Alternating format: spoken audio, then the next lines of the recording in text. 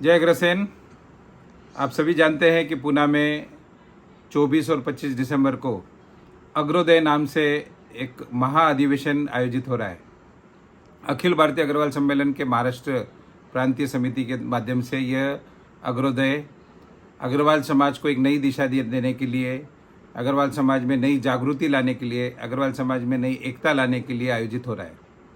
इसी के साथ साथ राष्ट्रीय स्तर पर सभी कार्यकारिणी सदस्यों को भी आमंत्रित किया गया है। इस अधिवेशन के कई ऐतिहासिक रूप है और निश्चित रूप से इस अधिवेशन के उपरांत हम समाज के प्रति जो अपनी भावना है, हमारी जिम्मेदारी है, उसको एक अलग ढंग से देखने का हमें मौका मिलेगा। 2 दिवसीय अधिवेशन है। पूना के डेक्कन कॉलेज ग्राउंड पर यह आयोजित होगा। पिछले 3 महीने से 100 से अधिक कार्यकर्ता इसकी तैयारी में लगे हैं और लगभग पूर्ण तैयारी हो चुकी है। 24 तारीख को महिला अधिवेशन, युवा अधिवेशन, व्यापार अधिवेशन और शाम को मनोरंजन कार्यक्रम होगा। 25 तारीख को 25 दिसंबर को सुबह मुख्य आयोजन और उसके बाद में सभी हमारे महानुभावों का सम्मान। इस प्रकार से यह कार्यक्रम है। कई मान्यवर नेता, अभिनेता और अन्य क्षेत्रों के अलग अलग मान्यवर इस 2 दिवसीय अधिवेशन में उपस्थित होंगे। कुछ की जानकारी हम ऑलरेडी आपको भेज चुके हैं और भी कुछ निश्चित हो रहे हैं। हमारी अपेक्षा है कि इस 2 दिवसीय अधिवेशन में कम से कम 5 से 7 हज़ार अग्रवाल एकत्रित होंगे और हम कोशिश तो कर रहे हैं 10 हज़ार तक पहुंचने की। इसमें पूना से बाहर से भी करीबन 1.5 से 2 हज़ार हमारे प्रतिनिधि, हमारे मेहमान, हमारे भाई उपस्थित होंगे। सभी के लिए बहुत अच्छी व्यवस्था की गई है। पूना में 500 से अधिक कमरों की बुकिंग हो चुकी है। लगभग सभी का अलॉटमेंट हो गया है। राष्ट्रीय कार्यकारिणी के 200 के करीब हमारे सदस्य पूरे भारतवर्ष से इसमें आ रहे हैं। हमारे अखिल भारतीय अध्यक्ष गोपाल शरण जी गर्ग के माध्यम से, उनके मार्गदर्शन में ये सभी कार्यक्रम आयोजित हो रहे हैं। खाने की बढ़िया व्यवस्था है, रहने की भी अच्छी व्यवस्था है। कार्यक्रम बहुत बढ़िया होंगे, अच्छे वक्ता होंगे। यह सब तो एक जैसे अधिवेशन में होता है उसका एक भाग है और सभी उच्च स्तरीय होंगे, सभी हाई स्टैंडर्ड के होंगे। लेकिन यह अधिवेशन एक अलग मकसद से हो रहा है। इसमें समाज को एक नई दिशा देने का प्रयत्न हो रहा है। जैसे कि कई जगह मैंने ऑलरेडी बताया है कि जब ये कोरोना का पीरियड था, कोरोना के समय में राष्ट्रीय स्तर पर सभी लोग चर्चा कर रहे थे कि समाज में क्या चेतना लाई जानी चाहिए, समाज में क्या बदलाव आना चाहिए, क्यों समाज के लोग हम जुड़ नहीं पा रहे हैं, क्यों समाज के लोग संस्थाओं के साथ जुड़ते नहीं हैं। तो मुख्य एक जो बात समझ में आई वो है कि हमेशा समाज या संगठन या संस्था अपने सदस्यों से अपेक्षा करती हैं कि वे आएँ, वो डोनेशन दें, वो समाज के कार्यों में किसी न किसी प्रकार से योगदान दें। लेकिन अग्रवाल समाज के लिए, अग्रवाल समाज के परिवार में हर सदस्य के लिए कोई कार्यक्रम अगर हम सोचें तो निश्चित रूप से राष्ट्रीय स्तर पर हो, राज्य स्तर पर हो या क्षेत्रीय स्तर पर हो, बहुत कम ऐसे कार्यक्रम हमने शुरू किए हैं। जब हम अग्रवाल समाज के परिवारों तक पहुंचते नहीं हैं तो हम अपेक्षा कैसे करें कि वे हमारे साथ जुड़ेंगे। इसलिए अखिल भारतीय अग्रवाल सम्मेलन के राष्ट्रीय स्तर पर विचार होकर यह जो पहला प्रांतीय अधिवेशन हो रहा है, इसमें हम 15 विभिन्न कार्यक्रमों को लेकर आ रहे हैं। ये जब कार्यक्रम आपके सामने रखे जाएंगे तो निश्चित रूप से आपको लगेगा कि इनके माध्यम से हम पूरे भारतवर्ष के 10 करोड़ से ज़्यादा अग्रवाल, जो हम अपेक्षा करते हैं कि एक बड़ा संगठन है, इन पर हर घर तक हम पहुंच पाएंगे, ऐसे हमें उम्मीद है। अब ये 15 कार्यक्रम क्या है, तो इसमें परिवार के छोटे से छोटे सदस्य, छोटे से छोटे बच्चे से लेकर हमारे आदरणीय बुजुर्गों तक के लिए, हर व्यक्ति के लिए कुछ न कुछ कार्यक्रम निश्चित हो रहा है। उसकी प्लानिंग हो रही है, उसकी चर्चा होगी और इस अधिवेशन के माध्यम से इन 15 कार्यक्रमों में से ज़्यादा कार्यक्रमों को हम शुरू करने का प्रयत्न करेंगे। अग्रोदय यानी कि अग्रवाल समाज में एक नया अध्याय का उदय। अग्रोदय मतलब समाज में एक नई दिशा देने का उदय, और ये अग्रोदय का जो कार्यक्रम है ये हम समझते हैं कि अगले 10 साल का होगा। इस 10 वर्षों में हम हर घर तक पहुंचने का प्रयत्न करेंगे। अब इसमें मैं आपको संक्षेप में बताऊंगा। जैसे छोटे बच्चे हैं, आज उनको संस्कारों की ज़रूरत है। हम उनको कॉन्वेंट स्कूल में तो भेज देते हैं, अच्छी शिक्षा भी देते हैं जो ज़रूरी भी है, लेकिन साथ ही साथ संस्कार कहाँ दिए जा रहे हैं? जब उनको बचपन से संस्कार नहीं मिलते हैं हमारे अग्रवाल समाज के बारे में, हिंदू संस्कृति के बारे में, हिंदू धर्म के बारे में, या हमारे धरोहर के बारे में जब उनको पता ही नहीं होता, तो हम ऐसे कैसे अपेक्षा करें कि बड़े होकर वे इन सब चीज़ों के बारे में जानें? तो ऐसे संस्कार वर्ग हर क्षेत्र में, हर शहर में, हर ज़िले में होना चाहिए। उसके लिए एक उचित मार्गदर्शक पूरी तैयारी हम आपके सामने रखेंगे। उसके बाद में ऐसे जो बच्चे हैं जो संस्कारों के बाद में जब उच्च शिक्षा प्राप्त करने जाते हैं, तो उसके साथ साथ उनको हमारे अग्रवाल समाज के बारे में, अग्रसेन भगवान जी के बारे में, हमारे अग्रवाल समाज के जो विभिन्न मान्यवर हुए हैं उनकी जानकारी देना जरूरी है। उसके लिए विभिन्न कार्यक्रम का आयोजन होना जरूरी है। जब ये बच्चे युवा अवस्था में आते हैं तो उनके लिए हमें स्टार्टअप्स की व्यवस्था होनी चाहिए। उन्हें जॉब करना है तो जॉब की व्यवस्था होनी चाहिए। जॉब फेयर इसमें हम आयोजित कर रहे हैं। हमारा जो ऐप बन रहा है उसमें ऐसी व्यवस्था होगी कि अगर किसी को भी किसी भी क्षेत्र में, चाहे छोटी हो या बड़ी हो, अगर कोई जॉब या नौकरी की ज़रूरत है तो वो उस ऐप में जाकर विभिन्न जो हमारे उद्योग के क्षेत्र के लोग हैं, हमारे जो अलग अलग व्यवसाय के लोग हैं, उनके साथ उनका संपर्क होगा, ताकि जो जॉब ले सकते हैं और जो जॉब दे सकते हैं, दोनों को हम एकत्रित जोड़ सकें। इसके अलावा किसी को स्टार्टअप के लिए फंडिंग चाहिए तो शार्क टैंक का प्रोग्राम हम कर रहे हैं, जो कि लगातार जारी रहेगा। आने वाले कई वर्षों तक हम उसको चालू रखेंगे, ताकि बच्चों के जो उनके मन में जो अलग अलग विचार आते हैं, जो उनके मन में जो नई नई कल्पनाएं हैं, उसको समाज कहीं ना कहीं सपोर्ट करे। अगर हम मेडिकल की बात करें तो हर अग्रवाल समाज का व्यक्ति मेडिकली एकदम फिट होना चाहिए। इसके लिए हम हर परिवार को मेडिक्लेम और इंश्योरेंस मिले ऐसी व्यवस्था करेंगे। इस अधिवेशन के माध्यम से हम ऐसी व्यवस्था शुरू करेंगे कि हम हर परिवार को मोटिवेट करें कि चाहे कुछ छोटे से छोटा क्यों ना हो, हर परिवार के पास मेडिक्लेम और इंश्योरेंस होना चाहिए। अगर कोई परिवार सक्षम नहीं है तो हम या जो क्षेत्रीय समाज है वो उनको मदद कर सकता है। इसके अलावा बिजनेस प्रमोशन के लिए इस वर्ष से लेके आने वाले अगले 10 वर्ष तक हर वर्ष हम 5,000 करोड़ रुपए का अतिरिक्त व्यापार सिर्फ महाराष्ट्र में अग्रवाल समाज के लिए बढ़ाना चाह रहे हैं।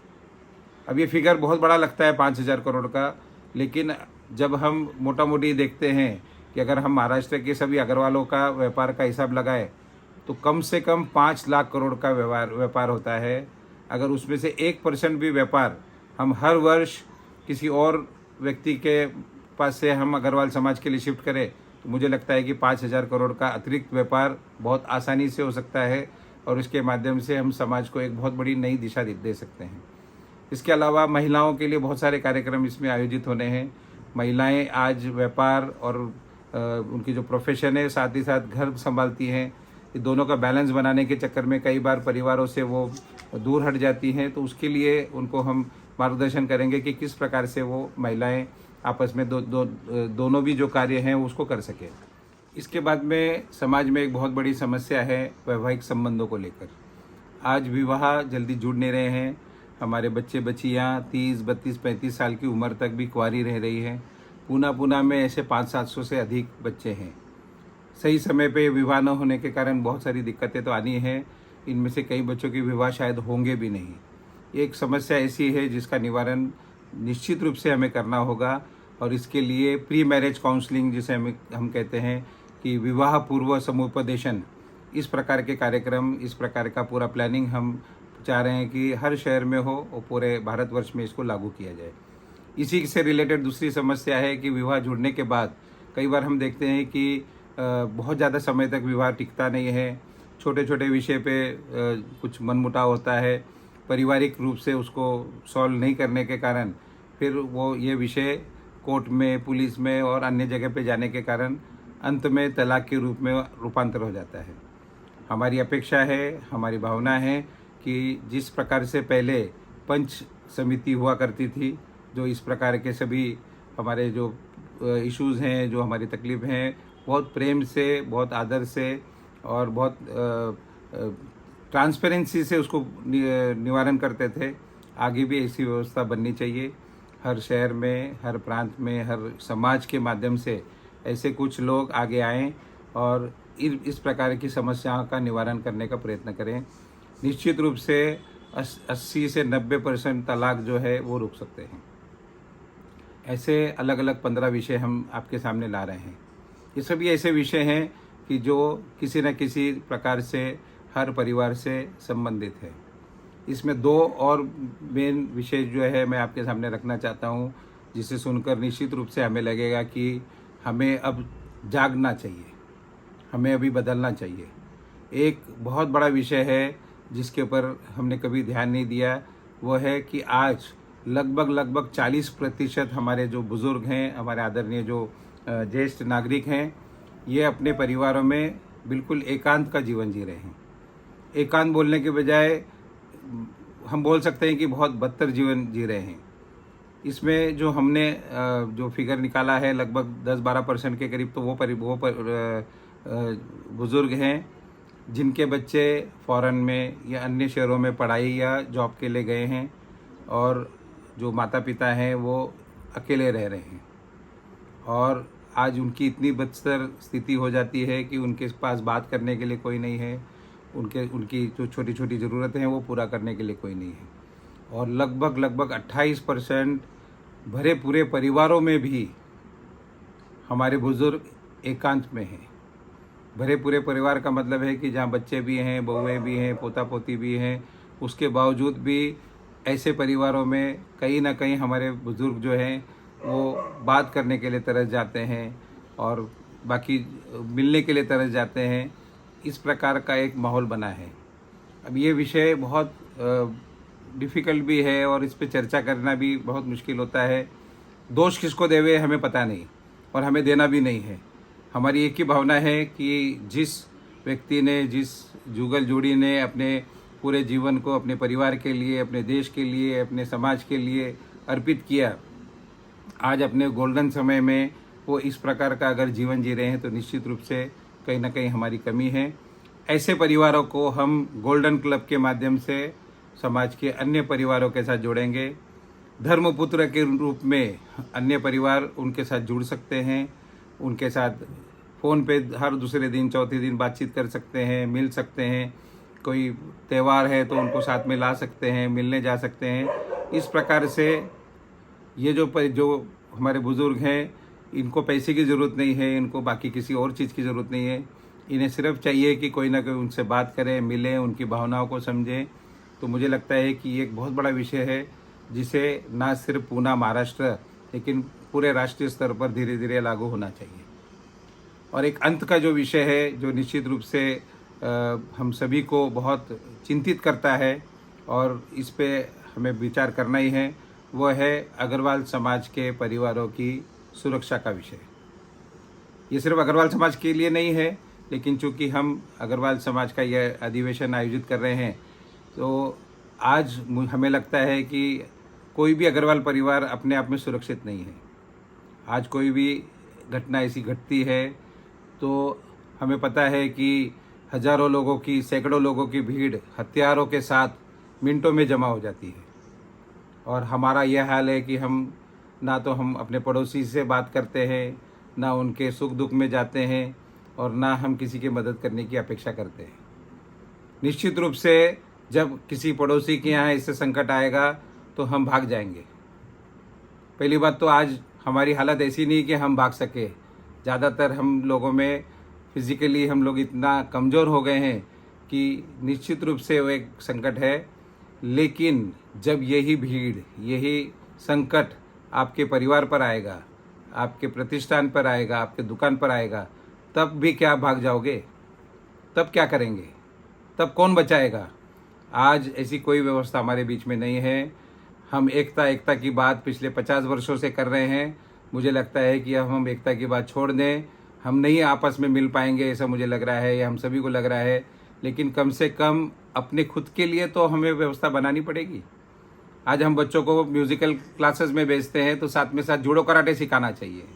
आज हमारे बच्चियों को हम डांस क्लास भेजते हैं तो साथ ही साथ सेल्फ डिफेंस के उनको गुर सिखाने चाहिए, ताकि एटलीस्ट कम से कम अपनी खुद की सुरक्षा तो कर सके। सार्वजनिक रूप से शायद मैं बोल नहीं पा रहा हूँ, लेकिन अपने परिवार में, अपने प्रतिष्ठान में अगर कोई ऐसा संकट आता है तो अपने बचाव के लिए कुछ ना कुछ व्यवस्था हमें करनी होगी। हमारे को बचाने के लिए कोई नहीं आएगा। ऐसे समय के लिए कोई ना कोई व्यवस्था हम सभी को सोचना है, और अब समय आ गया है कि ये संकट बहुत नज़दीक है हम सभी के लिए। अगर आज भी हम इस पे विचार नहीं करेंगे तो पता नहीं कौन सा परिवार कब इस चपेट में आ जाएगा। ये कहीं डराने की बात नहीं है या किसी को हम भयभीत नहीं करना चाह रहे हैं, लेकिन ये वास्तुस्थिति है। आज समाज में किसी परिवार को शायद बच्चों का फिक्र होगा, किसी को पढ़ाई की चिंता होगी, किसी को मेडिकल का होगा, किसी में बुज़ुर्गों की तकलीफ होगी। अगर हम सामाजिक लेवल पे जो हम पदाधिकारी हैं, चाहे वो क्षेत्रीय स्तर पर हो, राष्ट्रीय स्तर पर हो, राज्य स्तर पर हो, या हम कोई संस्था चला रहे हैं, जब तक हम अपने सदस्यों की, अपने समाज भाइयों की इन ज़रूरतों को पूरा नहीं करेंगे, हमें कोई हक नहीं कि हम उनसे कोई अपेक्षा करें।